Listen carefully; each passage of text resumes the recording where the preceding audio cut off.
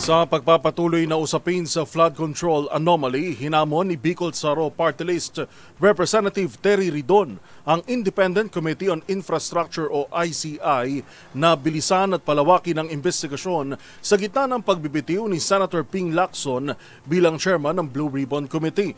Giit ni Ridon, dapat magdoble kayod ang komite upang matukoy ang mga sangkot at masiguro na may mananagot sa issue. Ang mga detalye sa report ni Milky Rigunan. Hamon sa Independent Committee on Infrastructure na palawakin at bilisan ang kanilang investigasyon sa flood control anomaly. Ginawa ni Representative Terry Ridon ng Bicol Saro Party List at chairman ng House Infracom ang apela sa harap ng pagbibitiw ni Senator Panfilo Lacson bilang chairman ng Senate Blue Ribbon Committee.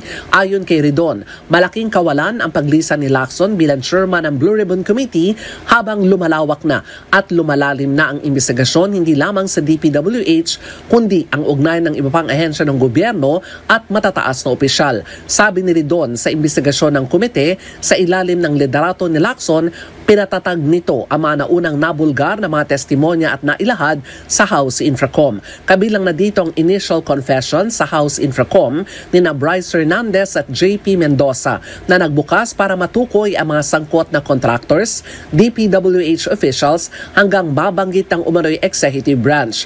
Anya, dahil dito, kailangan mag-double time ang ICI para malaman ang pananagutan ng mga pangalang nabanggit sa House at Senate hearings at agad na masampahan ng kaso. Naniniwala sa Ridon na kahit nagbitiw bilang chairman ng Senate Blue Ribbon Committee, hindi rito titigil ang anti-corruption advocacy ni Senator Ping. Para sa MBC TV Network News, ako si Milky Rigunan, una sa Pilipinas, una sa Pilipino.